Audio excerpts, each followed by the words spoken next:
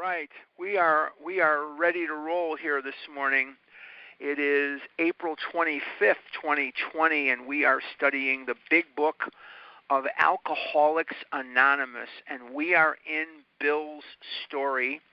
And since we were all virtually in Ireland last week, we were there by Zoom. I'm going to remind everybody today, or I'm going to tell everybody today, that next week we will not be meeting in this forum. Next week we are going, by the magic of Zoom, we are going to be going to Edmonton, Canada.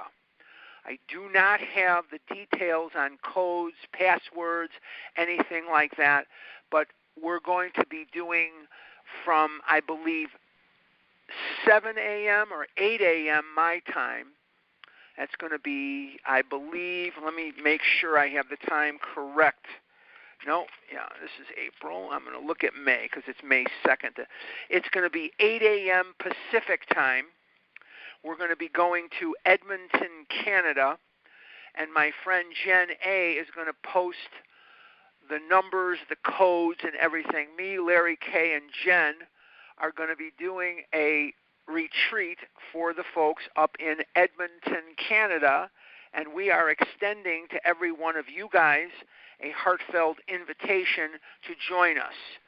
I believe that there is a minimal cost involved, but as that is above my pay grade, I couldn't tell you.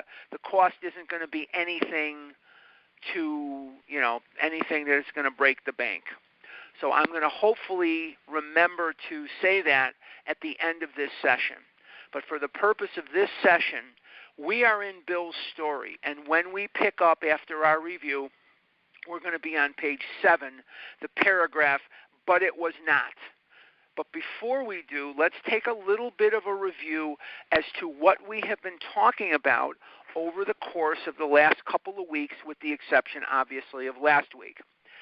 Bill Wilson is an alcoholic. He was born in East Dorset, Vermont, and he and his sister Dorothy were raised by their maternal grandparents after alcoholism broke up the marriage between Bill's mom and Bill's dad. Bill's mom is kicking Bill's dad out because of his alcoholism. She just couldn't take it anymore, and she showed him the door. She just could not take it anymore. Bill's paternal grandfather, Grandpa Wilson, was also an alcoholic, and although he became a dry drunk and his marriage did not end in divorce, Bill saw that Grandpa's alcoholism was more than just a passing problem. And he has been warned by his family. He has been warned by his mother. He's been warned by his grandma. He's been warned by everybody he could possibly be warned by not to drink. And he goes into World War I. And while there, he was assigned to Plattsburgh, and he discovers liquor. And in the midst of the excitement, he discovers liquor. And what does he find? He finds that liquor can do something for him that nothing else seems to do. And that is, it gives him an instant sense of ease and comfort that comes about as the result of drinking the liquor. In other words, liquor was not a problem for Bill Wilson. Liquor was the solution to the problem. And as a solution to the problem, Bill found that he could turn to liquor.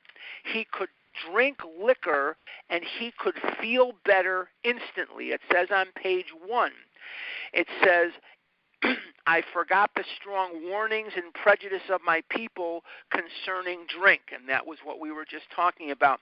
Then in that same paragraph, at the last sentence, it says, "I was very lonely," and again turned to alcohol. It does not say I was very thirsty and turned to alcohol. It does not say I just really like the taste of liquor and I drank some. It doesn't say that. What it says very simply is, I was very lonely and turned to alcohol. And you will hear me say this a lot, and the reason I say this is a lot is because I feel this is very important.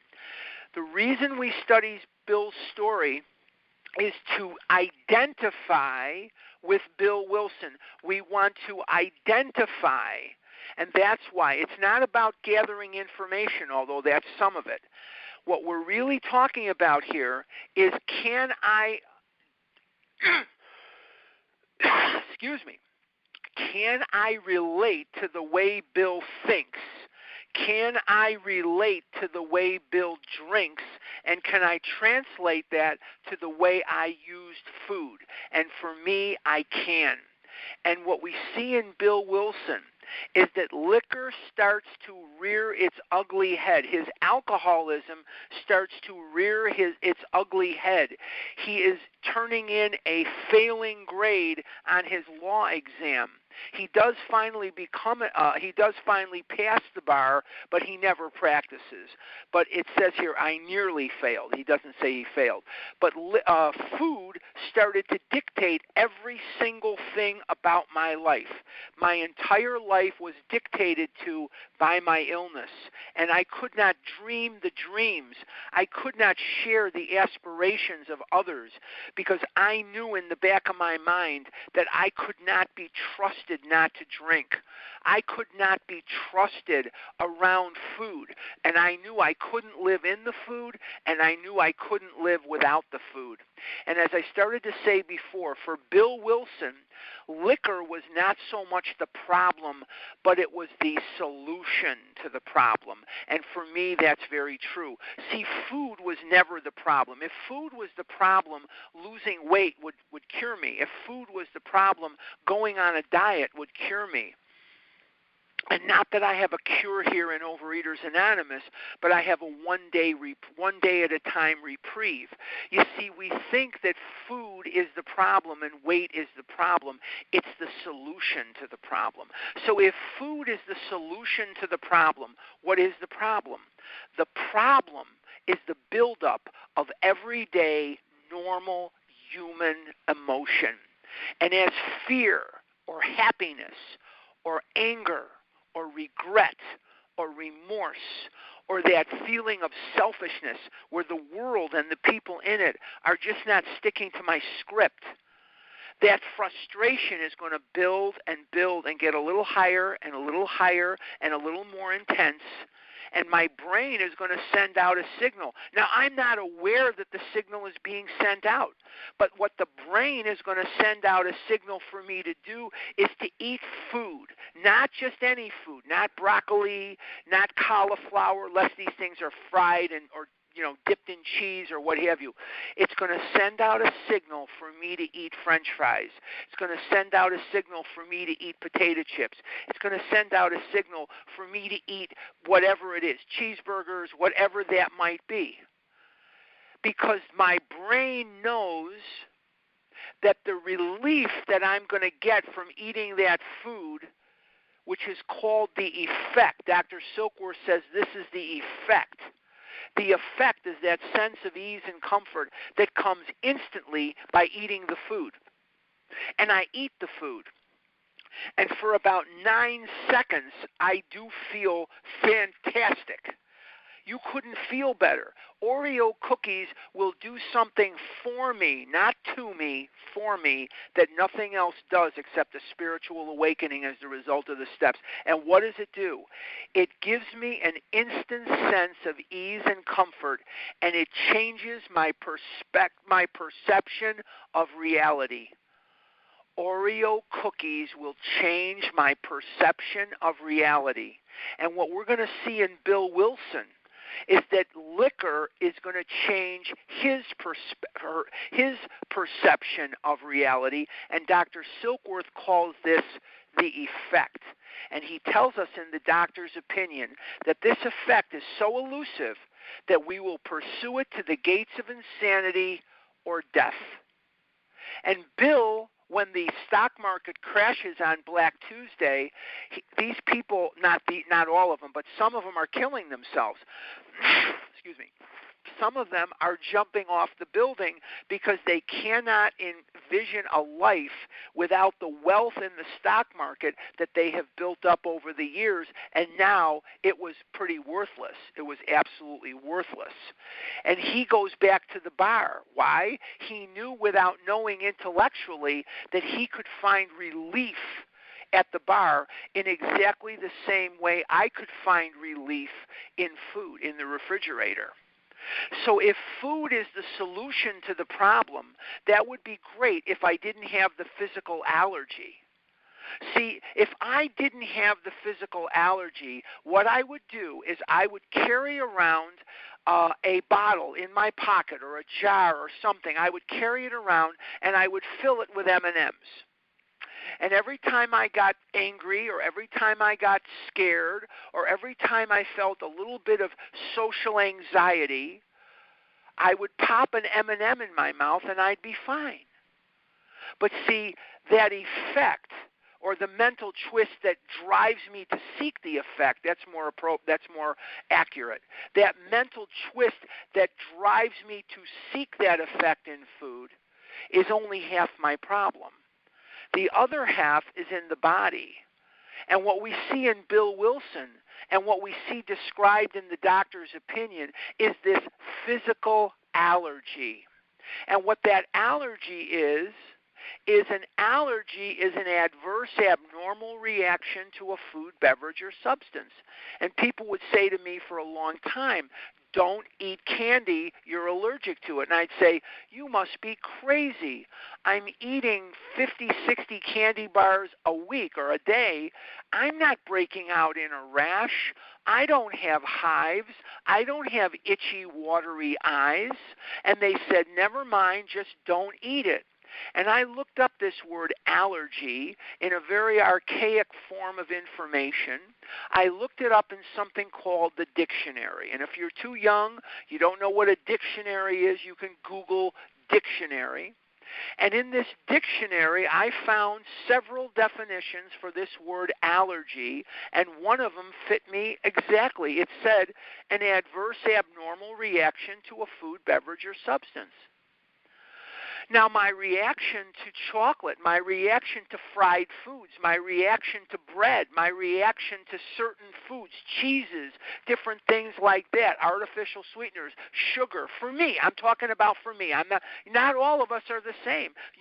There's many people listening to my voice now and many people that are going to listen to my voice on this recording that can eat some of these things safely. As we are different from normal eaters, we are also often different from ourselves, from each other, from each other. So I can't eat those things, but maybe you can, but that's okay. And any description of the alcoholic which leaves out this physical factor is incomplete. So we see Bill reacting to the liquor that once he starts drinking, he cannot stop. He cannot stop. And where do we see this best illustrated? We see this best illustrated on page 6. He says, one day I walked into a cafe to telephone. In no time, I was beating on the bar, asking myself how it happened. As the whiskey rose to my head, I told myself I would manage better next time, but I might as well get good and drunk then. And I did. What caused Bill to take the first drink? The mental twist. What caused Bill to beat on the bar and say, where's my other beer? Where's my other drink? The physical allergy. So can I relate to the way Bill thinks? Yes. Can I relate to the way Bill drinks? Yes.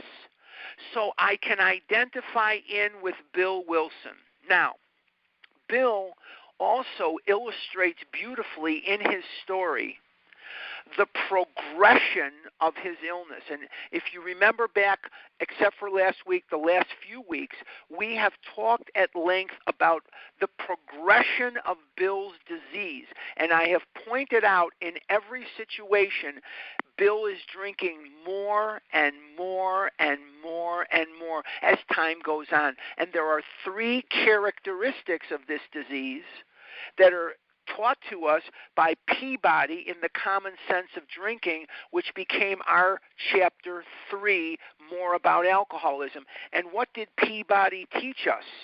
He teaches us that the disease is permanent.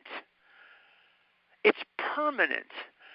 A man of 30 was doing some spree drinking in chapter 3. What happened eventually? He died. He was dead within 4 years. The disease is progressive. It gets worse over time, never better. And we see the progression in Bill's disease. Can I relate to it? You bet. And what is the third part about the disease? It's permanent, progressive, and it is fatal. If you are a compulsive overeater like me, and you have this physical allergy, and Bill had the allergy, and you have this twist of the mind, and Bill had that twist of mind, and so do I, and I have the allergy, then we are biologically pre-programmed to destroy ourselves with food. Bill was pre-programmed to destroy himself with liquor. I am pre-programmed by biology to destroy my life with food, unless I am acted upon by an outside force. So if I can't eat because of the allergy and I can't keep from eating because of the twist of the mind, I'm powerless over food and my life's unmanageable. Step one. So what's a fella to do? If I can't eat because of the allergy or the twist of the mind, can't keep from eating, then I have to have a spiritual awakening as the result of the steps. And if I have a spiritual awakening as the result of the steps, and if you were with us last week in Ireland through the magic of Zoom, or you've been with us over the last couple of weeks, you know that this is the only way for us to recover. And what the spiritual awakening will do for me is to do for me what the food did for me with none of the devastating side effects. So what we're doing is we are substituting the effect of the food, the effect of the Reese's peanut butter cups, for the effect of the spiritual awakening. That's what we're doing. Now, Bill doesn't know any of that yet. Now, Bill is drinking more and more and more and more, and he's dying. He's 40 pounds underweight. His liver is distended. He can't eat food. He's got alcoholic gastritis. So his brother-in-law, Dr. Leonard Strong, who married Dorothy Wilson, he is Bill's last hope because he liked Bill through everything when no one else did. And Bill's mother are going to put him in a hospital. Just any hospital? No. Is it odd or is it God? And on the page 7 that we're studying today, we are beginning to see the hand of God in all things related to alcoholism. What we are seeing is an introduction between Bill Wilson and Dr. William Duncan Silkworth. And William Duncan Silkworth is observing these drunks, these people having problems with liquor. Some of them are alcoholic and some of them are not. But in 10% of the people that he sees coming through, he sees that they have this penchant, this allergy to drink more and more and more and more once they've started. And they can't leave it alone no matter how great the necessity or the wish. So with that in mind, Bill has been hospitalized in April of 1933. He has now been released from the hospital. It is now March of 1933, and he's about to go back into the hospital. Let's pick it up on page 7. But it was not. I'll give you a second to get there. Page 7, but it was not. And remember that we are now entering into Bill's second hospitalization of 3 for his alcoholism. But it was not, for the frightful day came when I drank once more. So Bill has been dry now for almost a year. And the emotions are building up within him. The fear is building up with him. The frustration of the depression is building up within him. I hear this from people today. Maybe we're not suffering the same kind of depression, but I'm hearing from people every single day that are having trouble with the economic uncertainty of the times. I'm hearing from people every day that they're struggling with the isolation that the settle-in-place orders have given them. I'm hearing from people every single day that are going stir-crazy. And so we see the similarities in Bill's life and in our life, right? The curve of my declining moral and bodily health fell off like a ski jump. In other words, he was doing relatively okay when he was dry drunk. Now that he's drinking again, he is now not eating again. He is now unable to function. Now, there's a vast difference between a dry drunk and someone who is sober. Someone who's a dry drunk is just hunkered down and not drinking, but they're not having a spiritual awakening as the result of the steps. Someone who is sober, who is having a spiritual awakening as the result of the steps, is a pleasure to be around. You hear all the time, this one's got 30 years of sobriety or abstinence, and this one's got 1,000,000 years of sobriety or abstinence. I'll take someone with 6 months. I'll take someone with 3 weeks. If they're really sober and they're working a program, they are a joy to be around. But someone who's dieting with group support, who's hunkered down, hanging from the chandeliers, stark, raving abstinent, that's a hard person to be around. He's dry drunk, but he's not sober yet. Let's see where we go from there. He says, I returned to the hospital. This is going to be April of 1934, 1 year after his first hospitalization. Bill is back in the town's hospital. This was to finish the curtain, it seemed to me. My weary and despairing wife was informed that it would all end with heart failure during delirium tremens, or I would develop a wet brain, perhaps within a year. Let's take a look at that. You see, Dr. Silkworth does not know yet that there is a solution for alcoholism. What does Dr. Silkworth know, and what does Dr. Silkworth not know? Dr. Silkworth, with no scientific backing, no laboratory backing, is observing, and all this is an observation, that about 10% of the patients that come into the town's hospital, which at that time was the leading hospital in the country for the treatment of drug addiction and alcoholism, he sees that about 10% of the patients that come in are different from the 90%. They cannot stop once they start, and they cannot stay stopped. See, a lot of these people, about 9 out of 10, they got into some serious trouble from drinking. Some of you took drugs in college. Some of you drank in college. Some of you drank heavier than others in college. But you were able, if you're not alcoholic, you were able to stop. You were able to close the door on that part of your life and never return to it. Bill Wilson's type of person, of drinker, not of alcoholic, of drinker, Bill Wilson's type of drinker and Harlan's type of eater means I am unable to stop even though I have serious intellectual reasons for doing so. Like, I'd like to get a wife. I'd like to be married. I don't want to live alone. I don't want to die alone. I'd like to look good. I'd like to feel good. I want to be healthy.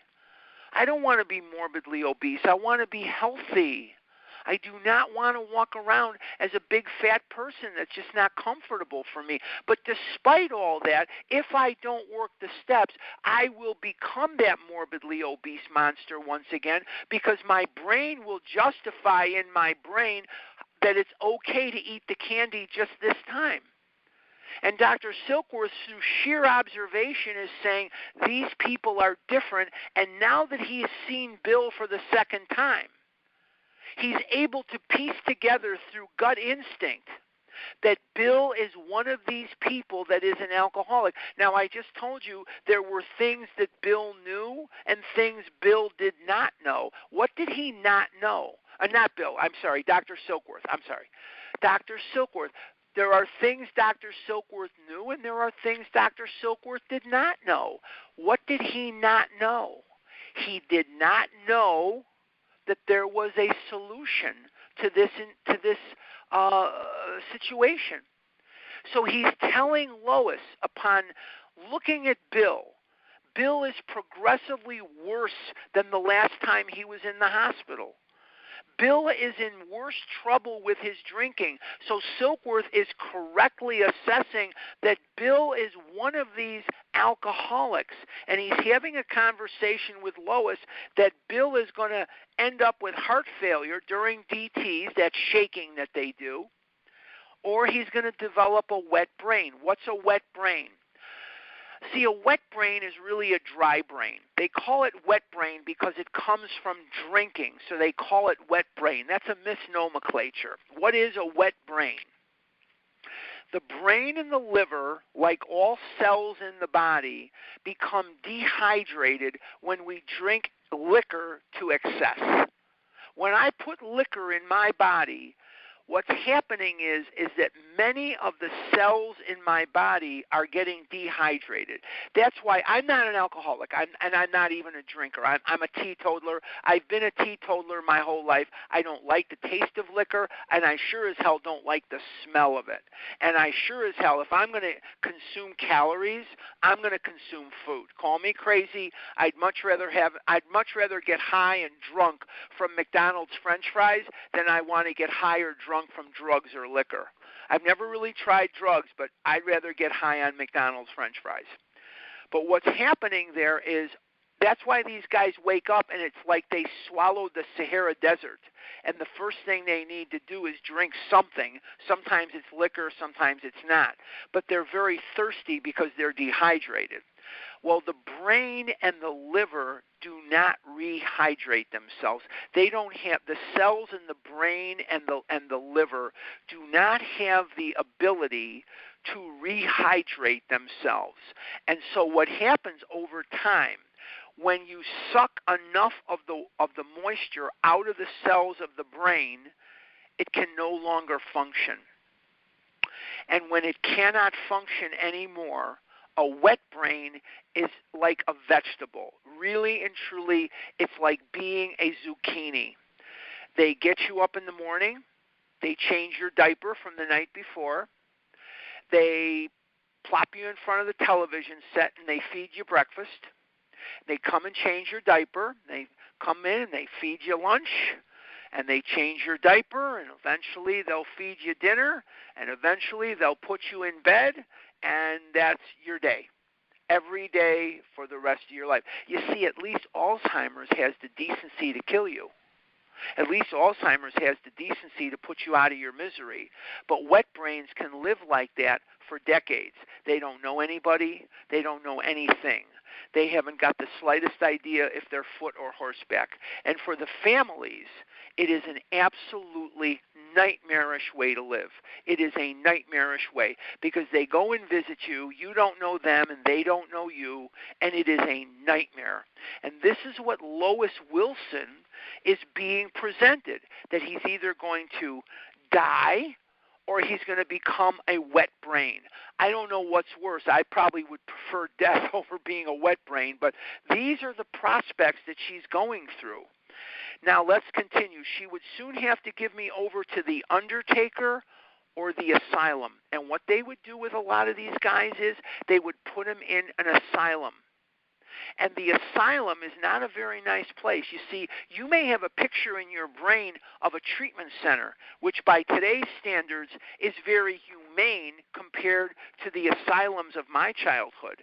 In Chicago, we had Dunning, we had Irving Park and Narragansett. They would have these guys in there, and they would just kind of house them in there. And it was just a nightmare, just an absolute nightmare.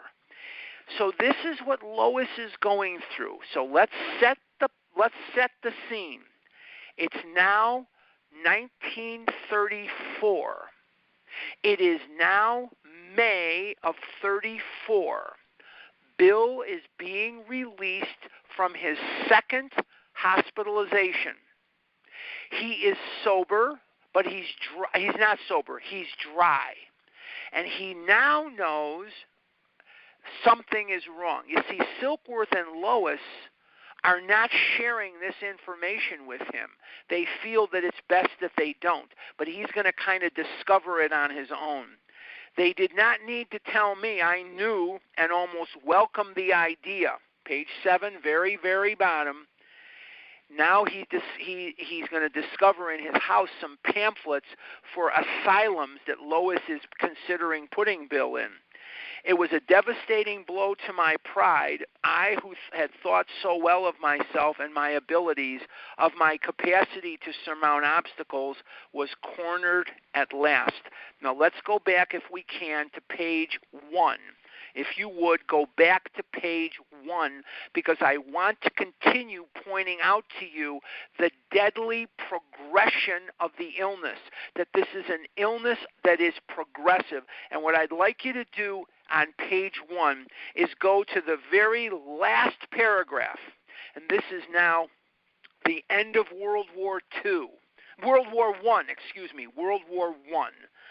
22, if you're with me on page 1, 22 and a veteran of foreign wars, I went home at last. I fancied myself a leader, for had not the men of my battery given me a special token of appreciation? My talent for leadership, I imagine, would place me at the head of vast enterprises which I would manage with the utmost assurance. So here's Bill coming out of World War I. He is married. He is confident. He believes in himself. He knows that he's a smart guy. He knows that he's a hard worker. Now when we go to the top of page 8, he doesn't have the capacity to surmount obstacles anymore. He's cornered at last. Now I was to plunge into the dark, joining the endless procession of sots who had gone on before. I thought of my poor wife. There had been much happiness after all. What would I not give to make amends? But that was over now. What had changed in Bill? Was it just his attitude, where he goes from confident to doubting himself? No. What had changed is he cannot believe in himself because he knows in his mind that he cannot live with liquor and he cannot live without liquor. And that is exactly where my disease will take me. It says in the doctor's opinion that we lose confidence in ourselves. Who wouldn't lose confidence in ourselves when everything we've ever told ourselves was a lie? That we could accomplish certain things, yes. And if I got to know some of you, if I got to know you, and I know some of you are a judge, or some of you are lawyers, and some of you are people who run businesses where you straighten out people's closets, or you run a business where you are whatever it is you are, I don't know, or you work for a nursing community of elderly patients, and you provide an extremely vital service to the community around you. But I know one thing you can't do. You can't just eat one whatever, fill in the blank. You can't just eat one bagel. You can't just eat one Dorito, one peanut butter cup. You can't do it because of the physical allergy. And you can't stay out of it because of the mental twist. You are, as a group and as individuals, as amazing as Bill. But when we look at the progression of Bill's disease, when we look at the progression of how Bill is thinking about himself, we see the devastating, fatal blow that the disease gives you. And what is the most fatal blow that this disease can give you before death? Hopelessness. Hopelessness. It can give you no belief in God and no belief in yourself. And when you do not believe in God and you do not believe in yourself, you are almost good as dead in the eyes of the disease because it has cut you down. You can't rely on God. You can't rely on yourself. You're no longer optimistic. You can't hold a positive thought in your head. And now the disease has you. And that comes about by disappointing yourself every day of your life, telling yourself, I'm not going to eat this, I'm not going to eat that, and then there you are doing it. So you lose credibility with yourself. What is one of the biggest shifts in my attitude since I got into recovery? Yes, I've lost 500 pounds. That's very nice. I almost wish I didn't. I almost wish I didn't have that kind of number because I don't want that to distract you. I think I'd rather you didn't focus in on my weight loss, okay? Please don't focus in on my weight loss, okay? Focus in on this. I went from somebody who hated my guts to somebody who likes me now. I used to believe that if a woman got to know me, she'd run away from me and never want to be with me. Now I believe that if she really got to know me, I'm a pretty good guy. I used to hate me. Now I like me. I'm able to speak my mind. I'm able to say no when I mean no and yes when I mean yes. And I'm able to function in the world without being who you want me to be. I had to jump ahead of you so that I could be who you wanted me to be so you would like me. I want you to like me. I think it's great if you do. If you don't, that's okay. That's okay. But Bill Wilson illustrates beautifully in his story, and see, this is missed by a lot of sponsors. A lot of them don't know it themselves, and a lot of them don't know to point it out to you. But what we're seeing in this few paragraphs here, we are seeing the most graphic illustration of the progressive nature of the disease, that it is not just about weight, it is not just about food, it is about the spirit that you have that is being killed off. It is about how you think about yourself and the world around you. And there's 3 results of working the steps besides having had a spiritual awakening as a result of them. We tried to carry this message to compulsive overeaters and to practice these principles in all of our affairs. Besides that, what you have is you get right with yourself, you get right with God. Actually, you get right with God first. I'm sorry. Get right with God, get right with yourself, and then right with your fellow human being. And as you start to evolve in your recovery, as you start to develop your recovery, what happens is your whole perception changes from one of negativity to one of positivity. And not only do you start to see in others that there is good in the worst of us and bad in the best of us, that we're all human beings and we're all children of God, you start to see that about yourself. And how it happens for most people is we start to see the humanness of our fellow human being and start to, we start to accept them. One second, let me just grab I'm sorry, I needed a sip of water. My throat was just dry. I'm sorry. Pardon me. We start to see it in others, and then little by little by little by little, we start to see that we too are human beings, that we're not bad people trying to get good, that we are sick people trying to get well. This is huge, and that's why I spend time talking about it. Because you see, for a long time when we get into program, the scale is our report card. If the scale's going up or down depending upon where you are, and some of us are compulsive overeaters like me, that if we are in the disease we're going to be obese, and some of us are not. There's people listening on the line right now.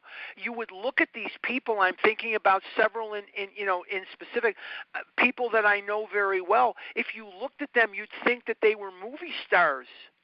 They're so physically beautiful, they're so physically attractive that it's beyond any description. And you would never look at them and say, oh my God, these are people that are sick with food. You wouldn't know it in a million years. But they are garbage, dumpster diving, back alley, compulsive overeaters. All you'd see are feet and ankles in the dumpster as they dive for crusts of food. That's the disease that how it manifests in them. Some of us are bulimic. We get a high, or we get that effect from purging through vomiting, exercise, or laxatives. And when we do that, we eat sometimes massive quantities of food, and then we purge it one way or the other. Laxatives for some, vomiting for some, or exercise for some, or a combination of all three. Some of us puke, and some of us also over-exercise, and some of us use laxatives as a combination of all three things. Some of us are anorexic, and we get a high from restricting the amount of food we eat, and some of us are, in reality, severely underweight, and we become anorexic. And if you combine that with the body dysmorphic disorder, we'd often, as anorexics, I'm not anorexic, but we don't see it. And we think we're okay, and we think if we're scared to eat because we're going to get fat. These are manifestations of exactly the same disease. I don't know how many of you know this, and I don't want to get too sidetracked, but in the early 1980s, there was a movement afoot to get the bulimics and the anorexics out of OA, that OA was a place for compulsive overeaters, not a place for people who compulsively undereat or who purge. And that's why in San Diego, California, at around that time, about 1981, there was a 12-step program for bulimics and anorexics. And then OA came to its senses, thank God, and said, wait a minute, we acted too hastily, please don't leave. Thank God. Thank God. But on page 8, we can see the progression of the disease, and we see the progression in a parallel way from the actual getting drunk itself. This is the result of getting drunk, yes, but we're not talking about him consuming liquor here. We're talking about Bill and the way he thinks about the world and the way he thinks about himself. Remember again, and I know I repeat myself, but I feel I must, because our brains are brains that are designed to forget it. Remember, we have a mental blank spot, which is the built-in forgetter. The disease is permanent. The disease is progressive. And the disease is fatal. Once you lose hope, once you lose faith, once you lose that idea that tomorrow might somehow be better, you're on your back in this thing. You're in the spider web. You're the fly in the spider web, and only God is going to be great enough to get you out. And as I wanted to kill myself, as I wanted to die, as I reached for God as a last resort when all other measures were not succeeding, he whispered on the embers of my heart that were black from wanting death, and they burst into flame, and they light me today. If you're listening and you're in recovery, great. But if you're not, and you're thinking that you hate yourself, and you're thinking that you hate God, reach out for some of us. We are here with you. We are trudging the road of happy destiny right here with you. Let's cover some more ground. No words can tell of the loneliness and despair I found in that bitter morass of self-pity. Stop right there. You're alone. You see, the ego has 3 jobs. Make me right. Make me feel good right now, and make me different. And I looked at the world and I said to myself, you don't understand my pain. I'm different. I'm fatter than you, and I didn't have what you had, and you had a trust fund, and you had this, and you had that, and you have girlfriends, and I don't, and you have this, and I don't. That is all manifestations of the disease of compulsive overeating, that somehow I am different, so what the hell is the use anyway? I might as well get good and drunk this time, and I did. I'm using Bill's words, not Harlan's words, when it says on page 6, I was in no time, I was beating on the bar, asking myself how it happened. As the whiskey rose to my head, I told myself I would manage better next time, but I might as well get good and drunk then, and I did. This is important stuff.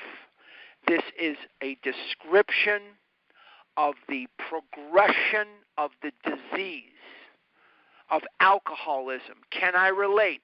Yes. I was full of loneliness.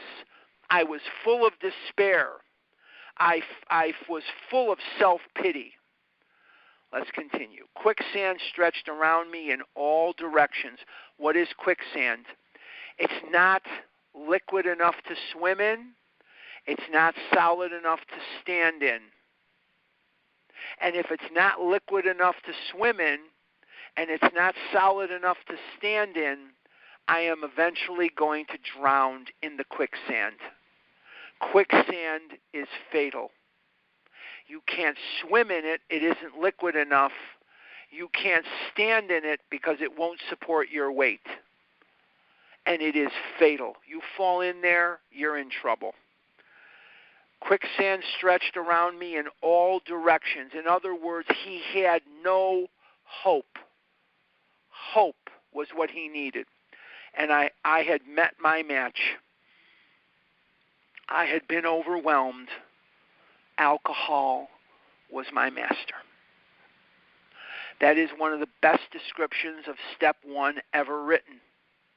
That he is powerless over food and his life is unmanageable. He loves Lois and Lois loves him. But he can't be married. He can't show up for a relationship. He cannot show up for a relationship. Why can't he show up for a relationship? Because he's constantly thinking about where he's going to get his next drink. He isn't thinking about the other person. And if you're going to be married, or you're going to be in a friend relationship, or a work relationship, or any type of relationship, you're going to have to listen when the other person is talking, and you're going to have to respond to them, and when you're hostile toward them, they're going to pick up on it. You know, I had German Shepherds for years. Years and years we had German Shepherds. We had all kinds of dogs. We had Honey Bear and Heidi, and we had Hallis and Emma, and we had all kinds of them. Dogs. When you don't want them around, they pick up on it in 2 seconds flat. They are very intuitive. So are people. And when all you're thinking about, or all I'm thinking about, is how am I going to get my next McDonald's French fry? How am I going to get my next Chips Ahoy? How am I going to get my next whatever? Fill in the blank. I'm not present for you. I'm not there for you. And eventually you'll say to yourself, what am I hanging around with this goofball for? I'm going to go hang out with somebody else that's at least available for a relationship. It doesn't have to be romantic. It could be anything. So we see not only the progression of the illness, but as we practice these principles in all of our affairs, the disease is practicing its death. The disease is practicing its absolutely devastating death in all areas of our life. You see, if all the food did was make me fat, it wouldn't be the worst thing in the world. So I'd be fat. If I could be happy and fat, maybe I'd still be, well, I'd be dead. But if I could, just hypothetically, just bear with me for just a second here, okay? If I could be happy and productive and fat, I don't know that I would have come into OA. I wouldn't have suffered the kind of loneliness I suffered. I wouldn't have suffered the kind of deprivation and the emotional starvation and the physical pain that I suffered. So you see in this little paragraph more of how the poison of this disease is weaving its way through Bill's soul. Can I relate to Bill Wilson? You bet that I can. You betcha. Trembling. This is May of 34. Trembling, I stepped from the hospital a broken man. He's being released. He's going home There's nothing more that they can do for him. Nothing. Fear sobered me for a bit. In other words, he was scared. And I've been scared before. I've been scared before for about 5 minutes. About 5 minutes. Then came the insidious insanity of the first drink, and on Armistice Day, that's November 11th, 1934, I was off again. I'll give you the backstory here. Bill is released from the hospital in May of 34. Bill talks about in his story that he was a golfer. Golf permitted drinking every day and almost every night. Remember the story where he was coming up behind Walter Hagen? It is now November 11th, 1934. And Bill says to Lois, and Lois was like his mommy at this point, she had him on an allowance because he didn't make any money. He wasn't working. And he says to Lois, it's a really nice day. It's November. The golf courses here are not going to be crowded. Would it be okay if I went to play? So she says, sure, go ahead. And she gives him money, and he takes the bus, and he's got his golf clubs on the bus, and he's headed for a public course in New York, in Brooklyn. On the bus comes a fella. Now, you wouldn't see this today. He had a big rifle with him, a big shotgun with him. He's going to go do some skeet shooting, some shooting. And Bill and him are at the back of the bus, and they're having a conversation. And all of a sudden, the bus breaks down. And the bus breaks down in front of a bar. And Bill is telling this man at the bar and on the bus about alcoholism ruining his life. Ruined his life. He couldn't get past the liquor. This is November 11th. It's Armistice Day. What we would say today is Veterans Day. The reason it was called Armistice Day is that was when the armistice for World War I was signed. So in those days, everybody was in the Army except the 4Fs and certain other people. But men were in the Army. There was the draft, and when you became 18, you went down to the draft board, and you signed up, and you went in the Army. That was just what was done. That was very normal. Unless you were sick, you're 4F, or unless there's some extenuating circumstance why you don't have to be in the Army. Okay. So they're sitting at this bar, and Bill is telling this guy stories about how he was in the hospital for drinking. And the bartender comes over, and he says, were you guys in the service? And Bill says yes, and the other guy says yes. So he puts down 2 beers, one for each of them. Free beer. It's Armistice Day, one on the house. Bill gets so drunk, and the guy says to him, are you crazy? After everything that you're telling me, how in the world can you drink liquor? How in the world can you put liquor in your mouth? And by that time, Bill's mental twist had convinced him it was okay to have 1 beer. After all, he was just going to have 1, right? How many times did I say to myself, I'm just going to have 1. I'm just going to have some. I'm just going to have whatever. And then I would end up eating the grocery store. Okay? And Bill is in this bar with this guy getting soused. Now he's got to go back to Lois. And he's got to tell Lois what happened because the money that she gave him to golf was swallowed up by the bar. And it was lucky he had enough to get home. So here, once again, I'm not even going to focus here on what Lois is thinking. Let's consider what Bill is thinking here. Coming back, tail between his legs, Lois couldn't have been nicer. She gives him money for golf. And what does he do? And she don't want to hear the story about the bus broke down and we were in front of a bar. She don't want to hear that. She knows that he has been hospitalized twice, and that Dr. Silkworth has told him in no uncertain terms, you must not drink liquor again. And how many doctors told me not to eat candy? How many doctors told me not to eat whatever, fill in the blank, cookies or fried food or dessert, whatever that is? How many times was it frustrating for my mom and dad to see that all the money that they spent on doctors and all the money and all the worrying that they did about my weight did no good? It did no good. And here's Bill Wilson coming home. Can I relate to Bill? You bet that I can. You know that I can.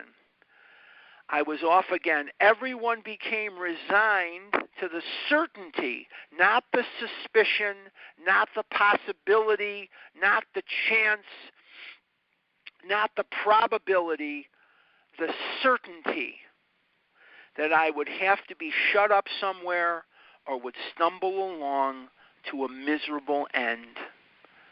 And Bill is without hope. It doesn't matter how many times he's been hospitalized. It doesn't matter how strongly the warnings of his people not to drink are. It doesn't matter that Dr. Silkworth is a wonderful man, and he's telling Bill in no uncertain terms, Bill, you've got to not take the first drink. And Bill is agreeing not to do it. And Bill knows that when Dr. Silkworth finds out, if he finds out that Bill was drunk again, he's going to know that Bill took that first drink and that he's lied to another person. And what Bill eventually does is he gets very hopeless, just like me and maybe just like you. Can I relate to Bill Wilson? You bet that I can. How dark it is before the dawn. In reality, that was the beginning of my last debauch. Debauch is a binge or a relapse. I was soon to be catapulted. I love that imagery. Catapulted, thrown way up above the trees, way big distance, catapulted into what I like to call the fourth dimension of existence. I was to know happiness, peace, and usefulness in a way of life that is incredibly more wonderful as time passes. These are some of the most beautiful promises. Now, what we're going to be learning and what we're going to be discussing, not next week because we're going to Canada, and I hope you're going to come with us to Canada. We're going to Edmonton. It's very beautiful up there. It's right by Banff National Park. And it's just gorgeous up there, particularly this time of year. It's going to be May, springtime in Canada. Oh, it's going to be glorious. But let's take a look at what's going on with Bill Wilson. See, he was going to be catapulted into what I like to call the fourth dimension of existence. What is the fourth dimension? Well, let's look at the first three dimensions. There's width, height, and depth. Width, height, and depth. What is the fourth dimension? The fourth dimension is the dimension of the spiritual. The spiritual. So here's Bill, down on his luck, down on his life. He cannot put together any length of time without drinking. He's an embarrassment to his wife. He's an embarrassment to himself. He is an embarrassment. He doesn't want to live. He's certain that he's going to be locked up or he's going to be dead. He had so much hope and so many dreams and so many possibilities. And he was smart, and he knew he was smart, and he was well-intentioned, and he knew he was well-intentioned, and he had a wife who loved him. They loved each other very much, and I know Bill was a ladies' man, and I know that later on there was, some sort of irregularities in their marriage, to say the least. I get that. I totally understand that. I'm not stupid. But you got to know that these two people loved one another. And there was nothing he wanted more than to give her the husband that he felt that she deserved in him, a husband that she could be proud of, a husband that was sober and forthright. And it is only going to be through God. It is only going to be through his spiritual experience that she is going to get that husband that she's always wanted. So let's take a look at what happened here, that he's going to know happiness, peace, and usefulness in a way of life that is incredibly more wonderful as time passes. Near the end of that bleak November, I sat drinking in my kitchen. With a certain satisfaction, I reflected there was enough gin concealed about the house to carry me through that night and the next day. So he feels satisfied. He doesn't know what's about to happen to him. None of us do. He doesn't have a clue about what we're going to be talking about, not next week, but the week after. We're going to find the history of step 2. What we're going to be finding, not next week, but the week after, we're going to find how step 2 is going to come into Bill's life and our life. And we're going to find that through a very unlikely source of information, a solution to Bill's problem is going to come about. And it's going to come about from a group of people that do not know anything about what alcoholism is or what alcoholism is not. But they're going to give Bill information, and that information is going to change the history of the world forever. And he says here, I dared hide a full bottle of gin near the head of our bed. I would need it before daylight. And he feels satisfied because he's got enough liquor for the near future. He knows that this liquor will keep him drunk. And when he's drunk, he doesn't have to feel anything. And when I'm eating, I don't have to feel a thing. I can live with my food, and no one can touch me because I can feel nothing. But that was a lie, because I felt hopeless. I felt ashamed. I felt embarrassed. I felt the pain of failure. I felt like I had let myself down, and I felt like I had let down my mother and let down my father and let down the generations of my family that I never knew that came before me. And I had let down God. You're not going to tell me that I'm of maximum usefulness to anyone when I'm in the food. It just is not going to be something I'm going to believe. It cannot happen. We're going to study in 2 weeks what is about to happen. What's going to happen is going to change the world forever. The very famous psychologist, very, very famous psychologist, Scott Peck, he says that ultimately the 20th century will be known for 3 things. Number 1, it will be known for man's foray into flight. Kitty Hawk, 1903, the Wright brothers start flying their plane, and it led to the age of flight. Number 2, the atomic/computer age. And number 3, the 12 steps of Alcoholics Anonymous. Now, we're going to end a little early today because I do not want to get into the whole backstory of what's about to happen. I can't do it in 10 minutes anyway. It's impossible. But I want to get into that when we're fresh on May the, let me see here, May the, I believe it's going to be the 9th. And I'm going to give you the story of how God is going to enter into the heart and soul of Bill Wilson, and he's going to change the history of the world forever through unlikely sources, unlikely people. And we're going to see a confluence. What is a confluence? A confluence is when 2 rivers come together. We're going to see step 1, the problem, and step 2, the solution. and they're going to come together in Bill Wilson. Now, we do not know if Bill Wilson is the first person in the world to get this information. We do not know that. But what we do know is we do know that Bill Wilson is going to be the very first person in the history of planet Earth to take this information and move it forward. He's going to take it and move it forward. Okay, what we're going to do this morning is, once again, I'm going to tell you that next week, mark your calendars, we will not be meeting like we're meeting today. At 9 a.m., I believe that is Eastern Time or Central Time. I know the times. I'm going to give you Pacific times because the Pacific time is what I do know. 8 a.m. Pacific time.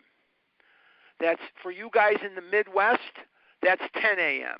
For you guys out east, that's 11 a.m. For you guys on the West Coast, that's 8 a.m., just like me. And for Maria and all the people that are in either Ireland or England or the people on British Standard Time, that's going to be 8 and 8 is 16. 16 is 16 minus 10. I think that's 4 o'clock p.m. 8 a.m., 3 is 11, 11 and 5 is, I think it's 4 o'clock. Anyway, you guys will have to figure it out yourself. 8 a.m. Pacific time, we are going to go to Edmonton, Canada. And when we're in Edmonton, Canada, we're going to spring into the Steps Marathon. And Larry K.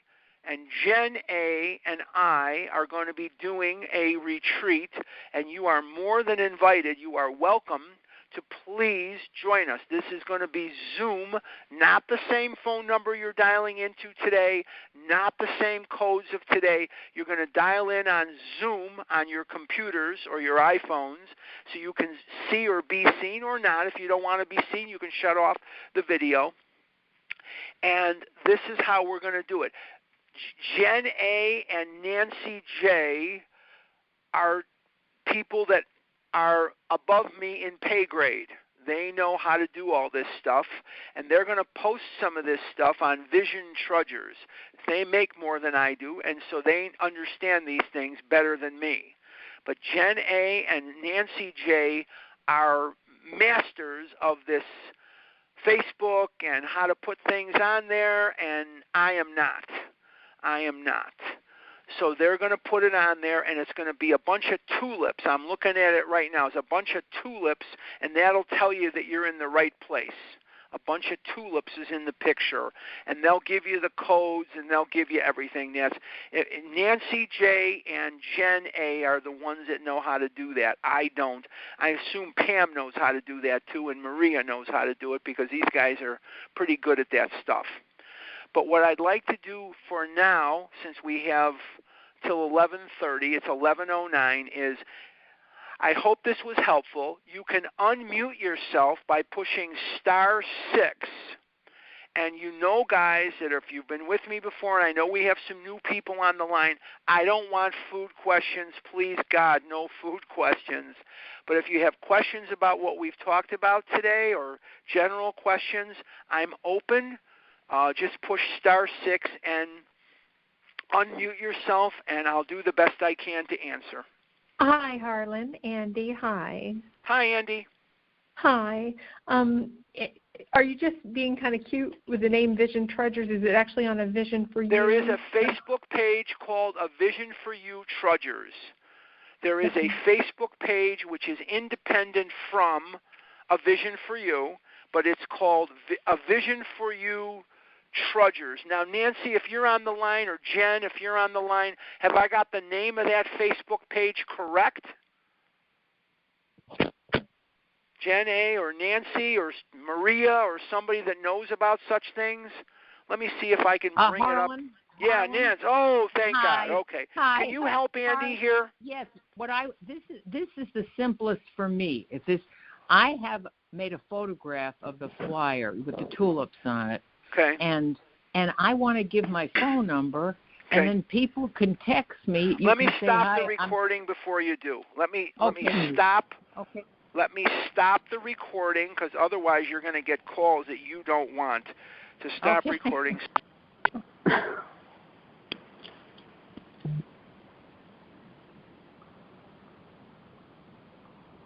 Harlan?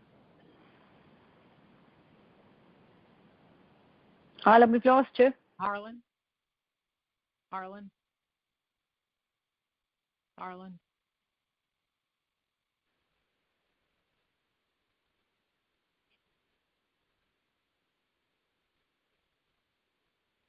Oh, can you just give your number anyway, even if he doesn't come on? Right back here. Hold on. There you go.